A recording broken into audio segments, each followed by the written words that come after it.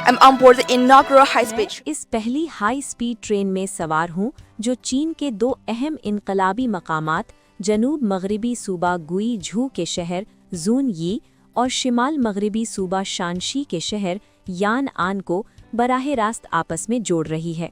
इस नई बराह रास्त सर्विस से दोनों शहरों के दरमियान सफ़र का वक्त कम होकर सिर्फ 8 घंटे और 49 मिनट रह गया है, जो पहले 16 घंटे से ज़्यादा सफ़र का तकरीबन आधा है। तवक्को है कि इस बेहतर रेलवे राब्ते से दोनों खित्तों के दरमियान अफराद और सामान की आमद और रफ्त बढ़ेगी और सनती तरक्की और देही बहाली जैसे शोबों में ताउन को फ़रोग़ मिलेगा। इन दोनों अहम इनकलाबी मकामात के दरमियान बराह रास्त हाई स्पीड रेल सर्विस का पीर के रोज़ से आगाज़ हुआ है। रेलवे हुक्काम के मुताबिक इस रूट पर दोनों शहरों के दरमियान रोज़ाना 2 तरफ़ा 2 हाई स्पीड ट्रेनें चलाई जाएंगी। जोन यी ने 25 जनवरी 2018 को छोंगछिंग ता गुई यांग रेल के इफ्तिताह के साथ हाई स्पीड रेल के दौर में कदम रखा।